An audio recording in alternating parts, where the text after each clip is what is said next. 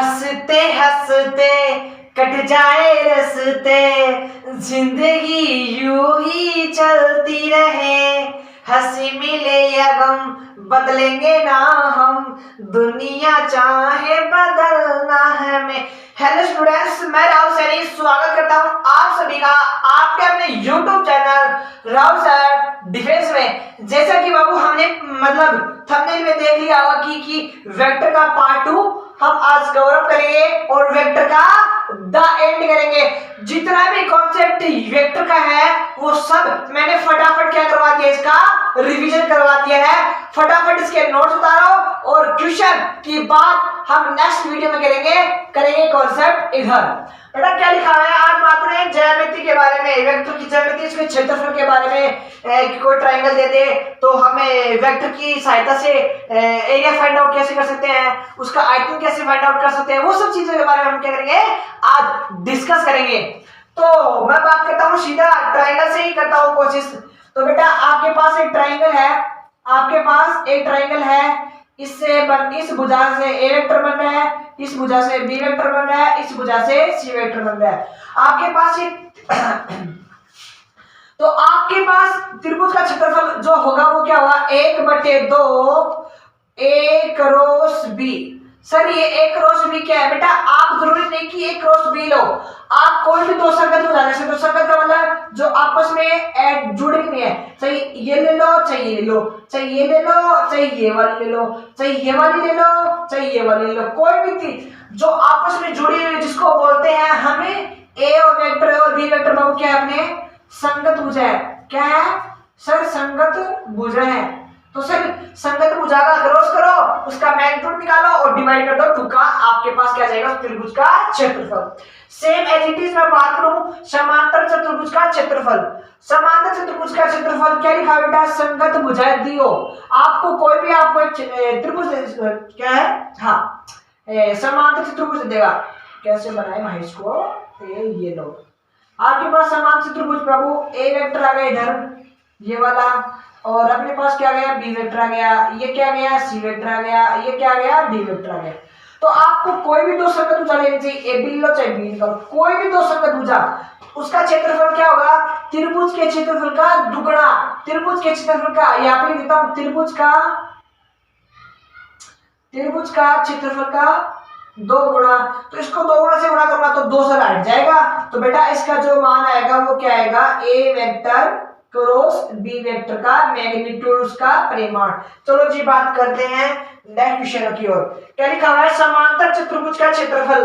बेटा समांतर चतुर्भुज का क्षेत्रफल थोड़ी देर ऊपर पड़ा था, उसमें क्या दे रखा था, आपको भुजाएं दे रखी थी, लेकिन इसमें क्या दे रखे, डायगोनल दे रखे हैं। क्या दे रखे हैं, डायगोनल का मतलब बेटा ये वाला और ये वाला। आपको क्या दे रखा है, इस बार डायगोनल दे रखे हैं। क्या दे रखे हैं, डायगोनल है कि विकेट दे रखे हैं। तो करना कुछ नहीं है, तो लिखो 1/2 और जो डायगोनल दे रखे हैं इसका नाम ई वेक्टर कर देता हूं, ई इसका नाम एफ।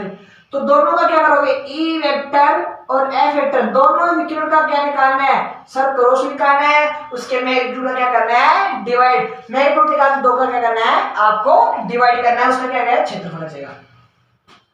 बात करता हूं यहाँ पे समांतर चतुष्फलकीय का आयतन। बहुत समांतर चतुष्फलकीय का आयतन क्या होता है सर, ए वेक्टर और बी वेक्टर और सी वेक्टर, ये क्या होगा समांतर चतुष्फलकीय का आयतन। ये कैसे निकालते हैं सर, इसका मान कैसे होता है, इसका मान बेटे बाबू इस सारणी की तरह होता है। आपको सारणी का मान निकालना आता है, कैसे sir, a1 as it is bracket में इस वाले को इससे मल्टीप्लाई, इस वाले को इससे, पहले इसको इससे करो तो सर b2 और c3 माइनस c2 और b3, ये हो गया। सर ये तो होता है प्लस का, ये होता है माइनस का, ये होता है अल्टरनेटिव होता है। तो माइनस का a2 लिखोगे इधर क्या लिखोगे, इस वाले डिवाइड करो। तो आपको करना क्या है, इस वाले को इससे मल्टीप्लाई, b1 को c3 से मल्टीप्लाई माइनस इसको इससे करो, तो क्या लिखोगे c1 और b3 एचटी। यहाँ पे लिखो प्लस का a3 लो सर a3, इस बार इसको हाइड करो, इसको हाइड करो, बचा क्या sir b1 c2 minus c1 b2, ये क्या आ गया, इस वाले का मान आ गया। तो आपको क्या करना है, समांतर चतुष्फलक से अगर आए, ये बेटा है क्या एबीसीडी, सर संगामी भुजाएं या फिर उसकी कोर बोल सकते हैं भुजाओं को, संगामी कोर। ये लो आपको बोलेगा कि एक पैरेललोग्राम है, इसकी संगामी कोर का मान इतना इतना दे रखा है, तो आपको इसका मान निकालना है। इसका मान कैसे निकालते हैं वो मैंने बता दिया। बात करेंगे, अरे सर इसका जस्ट 1/6 मल्टीप्लाई कर दो, किसका 1/6 और ए वेक्टर और बी वेक्टर और सी वेक्टर, ये क्या हो गया, इसका आंसर हो गया।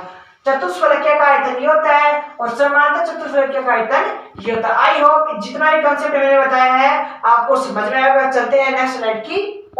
देखो क्या दे रखा है, ए वेक्टर दे रखा है a1 i cap, a2 j cap, a3 k cap. इसका अदिश घटक बताना है, इसका सदिश घटक।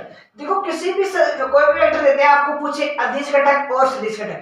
अब अदिश घटक का मतलब आपके पास i का प्रोडक्ट क्या है सर a1 और j का प्रोडक्ट क्या है a2, सर k का प्रोडक्ट क्या है a3। ये तो गया अदिश। आपको कुछ सदिश घटक, बेटा बस कुछ नहीं करना, आपको सबको अलग अलग करना है। सदिश वाले में i k भी आएगा, j k भी आएगा, k यानी इनकी दिशा भी आएगी, और a2 j k और कोमा a3 k k, ये क्या आ गए सदिश घटक आ गए इसमें। चलो ठीक है, समझ आएगा। अब बात करेंगे it's very very important topic of vector. क्या ए वेक्टर का बी वेक्टर पे पूछे बाबू, चाहे ए वेक्टर का बी पे पूछे चाहे बी का आपको पूछे ए पे पूछे, तो पहला स्टेप क्या करना है, दोनों का करना है आपको डॉट। सर चाहे ए का पूछे चाहे बी का पूछे, करना क्या है डॉट। फिर डिवाइड में क्या लिखना है सर, ए वेक्टर का सॉरी हाँ ए वेक्टर का बी पर, जिसके ऊपर पूछे आपको, जिसके ऊपर पूछे उसके मैग्नीट्यूड का क्या करना है आपको डिवाइड। तो बी वेक्टर पूछा है तो बी वेक्टर का डिवाइड करना है। सर ए वेक्टर पूछा है तो ए वेक्टर का आपको क्या करना है, ए वेक्टर का सर हमें करना है डिवाइड। ये आ गया परिचय। बात करेंगे ए वेक्टर दे रखा है, इसका दिक् अनुपात, दिक् अनुपात पूछे बाबू तो आपको सर i1 का i और j का और k का जो कोफिशिएंट है वो आपकी क्या है दिक् अनुपात है।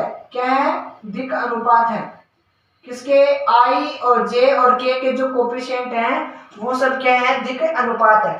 समतलीय सदिश की शर्त, देखो समतलीय आपने वो समांतर चतुष्फलक का आयतन पढ़ा है, तो उस आयतन का जो मान होगा, उस आयतन का जो मान होगा वो किसके बराबर होगा, 0 के बराबर होगा। तो वो शर्त किसकी है, समतलीय सदिश की शर्त है। आई होप आप सभी को यहाँ तक समझ में आएगा। और ये क्या हो चुका है इस चैप्टर का द एंड। आई होप जितने भी कंसेप्ट हैं आपने उसको देखा होगा और समझा होगा। आप मेरी प्लेलिस्ट में जाके देखो, वेक्टर की टॉपिक की प्लेलिस्ट मैंने बना दी है, और पहला वीडियो नहीं देखा तो देखना। और बाकी हम इसकी जो प्रैक्टिस सीरीज लेके आएंगे वो एक नेक्स्ट वीडियो का। बाकी जय हिंद, वंदे मातरम।